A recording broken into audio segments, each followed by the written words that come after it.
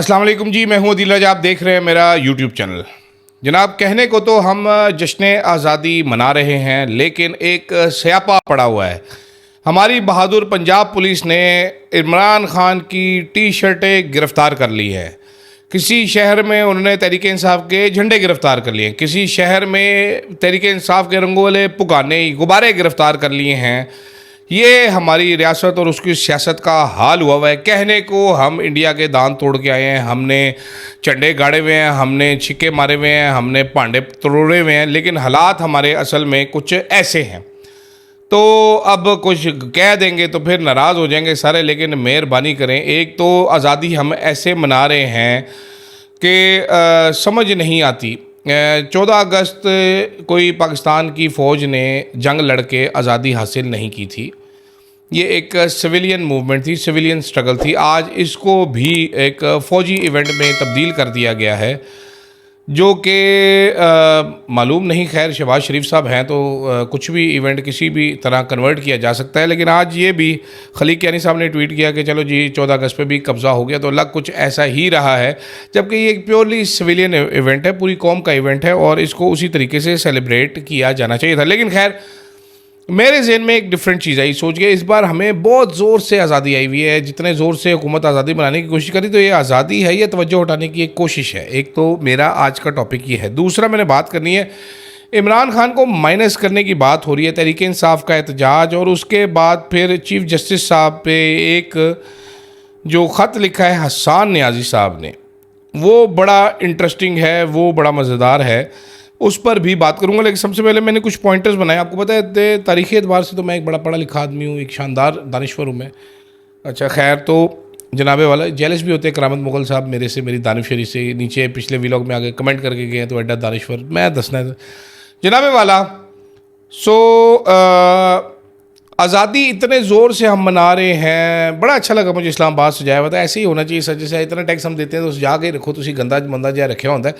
लेकिन ये इतना ज़ोर क्यों लगा रहे हैं? हर थोड़े अरसे बाद कोई एक इवेंट आ रहा है जनाबे वाला। कोई अनोखे आज़ाद तो नहीं हुए इस साल, पहले भी तो इतने आज़ाद थे। अब मार्का हक इन्वर्टेड कॉमर्स में आज़ादी से पहले आ गया, मतलब आज़ादी से बड़ा मार्का हक बताया जा रहा है। खैर, लेकिन तो हमने कुछ रिसर्च की तो हमें हमारी दानिश्वरी ने समझाया कि जनाब ये कुछ तवज्जो हटाने की कोशिश है।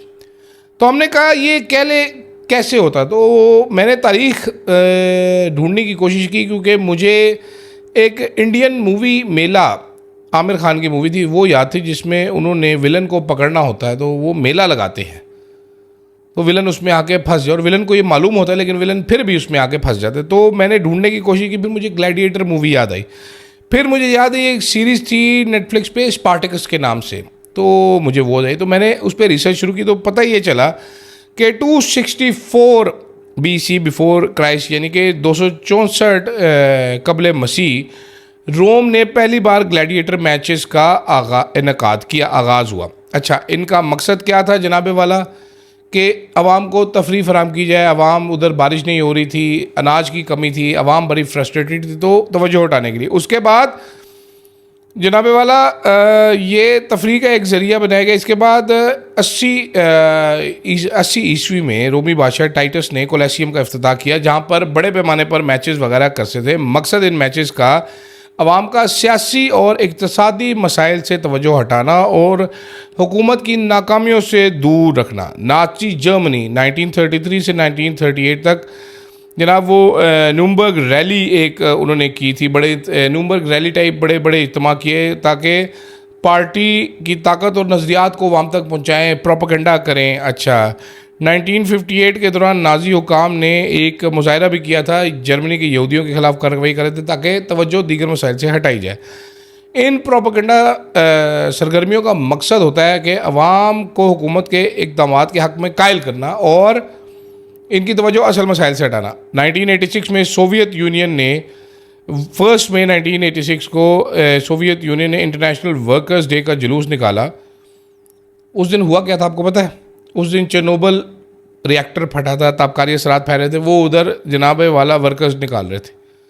चेरनोबिल हादसे के बाद भी सोवियत हुकाम ने अवामी त्यौहारों का इनेकाद किया जारी रखा, ताकि तवज्जो बढ़ाई जा सके। अच्छा, इस तरह अब जनाबे वाला यहाँ पर भी आपे दर पे अवामी इज्तमात देख रहे हैं। आपको याद होगा 2022 में 14 अगस्त पे रैलियों पे पाबंदी थी, 2023 में भी पाबंदी थी। आप जब से इमरान खान गया ये डर के हमारे रैली नहीं निकालने देते थे। इस साल इमरान खान साहब जो हैं वो क्या बैठे हैं 14 अगस्त को एहतजाज करना है। अब इमरान खान ट्वीट में कह रहे हैं एहतजाज करना है, तहरीक इंसाफ करी हमने जश्न मनाना है। मुझे वजह भी उनकी समझ आ रही है तहरीक इंसाफ की। तहरीक इंसाफ भी अगर इमरान खान के कहे पे चले तो कुछ पा ही ले, लेकिन मसला ये है कि डरते बड़े हैं सारे। तो जनाबे वाला वो अब जश्न जो है वो भी हमारे बहादुर पुलिस वाले हमारी सिपा के लिए एक स्यापा बन गए। वो तहरीक इंसाफ के झंडे लेके निकल आते हैं, वो अपने बीवी बच्चे भी लेके निकल आते हैं, वो ढेर सारी तादाद में निकल आते हैं। मतलब हमारी रियासत जो है वो इनको कुट कुट के थक चुकी है। ये ऐसे लोहे के बने हुए हैं, ये बाज नहीं आते। आप आज हैदर मजीद की एडवोकेट की मिसाल ले लीजिए। वो लड़का, उसका वाहिद जुर्म ये था कि वो हसन न्याजी का दोस्त था, वो उसके साथ छुपा हुआ था एम उसको कंपनी देने के लिए कि कल्ला ना हो। वो उसके साथ पकड़ा गया, 2 साल उसको डाला गया और इसको बहुत कूटा गया, बहुत मारा गया फौजी कस्टडी में। ये हैदर मजीद साहब से आप मिलेंगे तो आपको मालूम होगा कि किस तरीके से इसको कोट लगाई गई कि खड़े होने के काबिल भी नहीं रहता था ये किसी टाइम पे।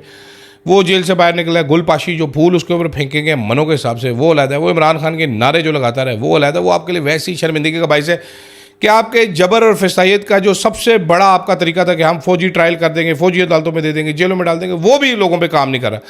तो एंड में आके आप पकाने पकड़ते फिर रहे हैं कि जी पकाना पकड़ लो, ये तरीके इंसाफ के रंगों का बाजा पकड़ लो जी, बाजा लोग बाजा बजा रहे हैं आपका, असल में बाजा बजा रहे हैं, लेकिन नहीं। अच्छा, दूसरा मैंने आज एक खबर देखी, सुबह भी मैंने इसका जिक्र किया खबर का, लेकिन बाद में एक खबर हुई जो चैनलों पे चली, मुख्तलिफ चैनलों पे, कि तहरीक इंसाफ में डबल माइंडेड है, वो रहना चाहते हैं। तहरीक इंसाफ की मीटिंग में ये डिस्कस हुआ कि इमरान खान तक एक्सेस नहीं है, हमें खुद ही को फैसला करना पड़ेगा। अब इमरान खान है नहीं तो फैसले कौन करेगा, कैसे फैसले किए जाएंगे। नून लीग भी तो नवाज शरीफ से मुलाकात नहीं होती, खुद फैसले करते थे। और जाहिलो, नून लीग का तो नवाज शरीफ तक एक्सेस था, वो तो पूरे पूरे जुलूस होते थे वहाँ पर, तो मौजें लगी होती थी, मेले लगे होते थे। उथे की मसला सी, मसला तो तानू ताड़े को एक्सेस नहीं है, कल देख लेना मिलते हो कि नहीं मिलते। तो जैसे ही तहरीक इंसाफ ज़रा सी हरकत में बरकत शुरू करती है, साथ ही स्पीकर साहब पहले आ जाते हैं अपना वो क्या उसका नाम है, क्या वो शहबाज शरीफ साहब ने लफ्ज़ यूज़ किया, बम्बल भोसड़ा, बम्बल भूसा, क्या था वो बम्बल भूसा, वो मुझे ज़रा ज़रूर बताइएगा। तो वो लेके आ जाते हैं कि जनाब आइए मुज़ाकरात करें, फिर ये फुदूला के आ जाते हैं, ये 100 जूते भी खाते हैं, 100 गंडे भी खाते हैं, फिर दोबारा वो हो जाते हैं और फिर कोड़े हो जाते हैं, दोबारा कोड़ा थी वंज हो जाते हैं कि जनाब हमें थोड़ा मज़ीद कुट लिया जाए। तो ये मुझे कुछ आज जज्बात जो हैं कुछ अजीब से लगे, कुछ ये डायरेक्टेड लगे, कुछ ये लगता है क्राफ्ट किए गए थे जज्बात के। देखें जी हमने फैसले करने हैं, पार्टी भी तो चलानी, पार्टी मामा तुसी मामे लगते हो पार्टी दे, पार्टी इमरान खान दी हो चलाएगा, तुसी कौन होंगे हो हैं? आपका काम है एहतजाज करना, आप एहतजाज करें, आप वो नाम नहीं ले सकते, चले जी मजबूर है जी, बड़े मजबूर है, निकले ना, कल देखते हैं ज़रा कैसे निकलते हैं।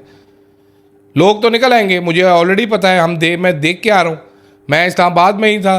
मतलब ऐसी आज़ादी हम बना रहे हैं कि सिग्नल मोबाइल का नहीं है, सारी सड़कें बंद हैं, क्योंकि चीफ गेस्टों ने आना है तो उनको ख़तरा हो सकता है अपनी आवाम से, तो वो डर के मारे बंद है, या दहशतगर्दी ना हो जाए। क्या करी जाते हैं, मुझे कुछ समझ नहीं आता, लॉजिक नहीं समझ आई इसकी मुझे। इतना हमारे पास शानदार वज़ीर दाखिला है मोहसिन नकवी, वो हवा में 3 उल्टबाजियाँ इकट्ठी एक सांस में मार सकता है। आप कह रहे हैं कि जनाबे वाला ख़तरे बहुत है, ख़तरात बहुत हैं। खैर अब क्या लंबा करना है इसको, बड़ी बातें करने वाली थी, लेकिन जज्बात जो होते हैं ना वो बंदे को मरवा देते हैं। तो मेरे भी जज्बात बड़े ज़्यादा हैं। जनाबे वाला हसन न्याजी साहब ने एक लेटर लिखा है हमारे प्यारे क्यूट से चीफ़ जस्टिस को। हसन न्याजी साहब क्योंकि जेल में है तो उनको मालूम नहीं कि चीफ़ जस्टिस की औकात जो है, हैसियत जो है, वैल्यू जो है, जो पावर जो है वो कुछ भी नहीं, 0 बटा नील बटा कोको है। तो ये लेटर उनका ज़ाया गया है। लेकिन मैंने इसके अहम पॉइंट्स का खुलासा तैयार किया है एक आप लोगों के लिए, क्योंकि मैं एक बड़ा खुलासामंद शख्स भी हूँ साथ साथ। ये मेरे कान पे क्या हो गया, अच्छा खैर। तो पहले तो उन्होंने बताया कि ड्यू प्रोसेस के बगैर मुझे 2 साल पहले 13 अगस्त को केपी से बगैर किसी वारंट, बगैर किसी इल्ज़ाम, बगैर किसी चार्ज, बगैर किसी कोर्ट के 2 महीने के लिए गायब कर दिया गया, अगवा किया गया। उन्होंने कहा जी मुझे टॉर्चर किया गया, मुझे सॉलिटरी कन्फाइनमेंट में रखा गया, मुझे सूरज नहीं देखने गया, मुझे कुरान पाक का एक्सेस तक नहीं दिया गया। फिर उसके बाद किसी प्रोसेस के बगैर पॉलिटिकल प्रोटेस्ट को, एक सियासी एहतजाज को एस्पोनाज यानी कि जासूसी का इल्ज़ाम लगा के, ऑफिशियल सीक्रेट एक्ट लगा के, कॉलोनियल एरा का इल्ज़ाम लगा के मुझे 10 साल की सज़ा दे दी गई। मुझे अभी जेल में भी बेसिक ह्यूमन राइट्स तक मेरा एक्सेस नहीं है, मेरे कोई कम्युनिकेशन नहीं होती, कोई इंडिपेंडेंट इंस्पेक्टर नहीं आते। उन्होंने तो यही अफरीदी को ये भी कहा कि जी आप पूरे मुल्कों के जेलों के दौरे करें, कभी आओ ना खुशबू लगा के कोर्ट लब तक सबसे बड़ी जेल, तो वो उधर यही अफरीदी जाता नहीं है, उधर भी नहीं जाता ये वैसे अपना अडयाला जेल। वो कह रहे हैं मेरे कॉन्स्टिट्यूशनल राइट्स ब्लॉक्ड है, मैं अपील नहीं कर सकता क्योंकि जजमेंट ही नहीं है रिकॉर्ड में। मिलिट्री कोर्ट की जजमेंट रिटर्न है नहीं, तो हमारी अपीलें एक्सेप्ट नहीं हो सकती क्योंकि आलिया नीलम बड़ी वो जज हैं। और हसन न्याजी ने आखिर में कहा जी कॉन्स्टिट्यूशन डेमोक्रेसी कोलैप्स हो चुकी है इनटू अथॉरिटेरियन रूल, जुडिशरी इसमें कम्प्लिसिट है। और इन्होंने सारे शहरियों के लिए वार्निंग भी दी है, states that his case is not unique and could happen to anyone under current regime. जो कि मैं जिस बात से बिल्कुल सहमत हूँ, मैं एग्री करता हूँ कि भाईजान यहाँ पर किसी बंदे का कोई बंदा महफूज नहीं है, किसी के साथ किसी भी टाइम पे कुछ भी हो सकता है। अब सबों को सभी से ख़तरा है, ठीक है। टुडे आई, ये exact word, today I mourn not only our lost freedom but more so the lost of constitution itself. The lawyers movement once stood for justice, now it gains light, buried under silence and submission. Honorable Chief Justice at head of Constitutional Bench, please do not look away. It is not just about us. This is not just my story. It could be anyone's tomorrow. उन्होंने गैरत कराने की कोशिश की chief justice साहब को। हसन न्याजी साहब, आपसे मेरी मुलाकातें भी हैं चंद, आप बड़े बहादुर लड़के हैं, बहादुर इंसान हैं, आप दलेर आदमी हैं। ये अफरीदी साहब से कोई उम्मीद मत रखिएगा, ये तती जगह पे, गीली जगह पे, कच्ची जगह पे पैर नहीं रखते। ये मालूम नहीं, मैंने अफरीदियों की बातें कुछ और सुनी थी, लेकिन अब मेरा ये अफरीदी को देखने के बाद और शायद अफरीदी को देखने में कॉन्सेप्ट में कुछ तब्दीली आई। जैसे राजे भी हम बड़े महान थे, लेकिन सिकंदर सुल्तान राजा को देखने के बाद मैं कुछ शर्मिंदा फील करता हूँ, लेकिन मैं दिल बहलाता हूँ कि ये कोई नकली राजा है। तो इसलिए आप भी अफरीदी को, इसको असली अफरीदी मत समझिए। असली अफरीदी फ़र्क लोग होते हैं, ये कोई फ़र्क साहब हैं, ये वो साहब नहीं है जिनसे आपको उम्मीदें होनी चाहिए, जो आपकी उम्मीदों पर पूरे उतर सकते हैं। सवेरे जनाब वाला आपको बताते हैं, वैसे तो हमारे अब सारी छुट्टियां सारी की सारी हो चुकी हैं, मिलिट्री की छुट्टियां, कोई सिविलियन छुट्टी नहीं ईजाद करनी पड़ेगी। मुझे बार बार पता नहीं क्यों कीड़ा हो रहा है ये बोलने का, लेकिन सवेरे मज़ीद कुछ आपको इंटरेस्टिंग खबरें देते हैं। वैसे तो कल भी बहुत सारे इवेंट्स होने हैं क्योंकि हम आज़ाद हो चुके हैं, इस टाइम हमने तबाहियों के साथ पढ़ देना है। मैं एक ऐसा आज़ाद शहरी हूँ जो अपनी मर्ज़ी से बोल नहीं सकता, जिसको कानून की कोई प्रोटेक्शन नहीं है, जो इस मुल्क में छितर खाने के लिए मौजूद है, जिसकी एक सेकंड रेट सिटीज़न जितनी इज़्ज़त है। और ये बातें मैं बड़े दुख से कह रहा हूँ, आपको भी कहनी चाहिए। मुझे नहीं मालूम कि मैं आज निकलूँ सड़क पर तो कोई पुलिस वाला पकड़ के मुझे, मेरी फैमिली को चपेड़े मार दे तो मैं किसके पास जाऊँगा। आज मुझे केस करना पड़ जाए तो मैं क्या करूँगा। तो ये वतन आज़ाद हो गया, अल्लाह करे हमें हकीकी आज़ादी, सही मानों में आज़ादी मिल जाए, वरना ये आज़ादी भी कोई आज़ादी है। क्या ख्याल है आपका? सोचिएगा ज़रूर इस पर। फ़िलहाल के लिए मुझे दीजिएगा इजाज़त। अल्लाह हाफ़िज़।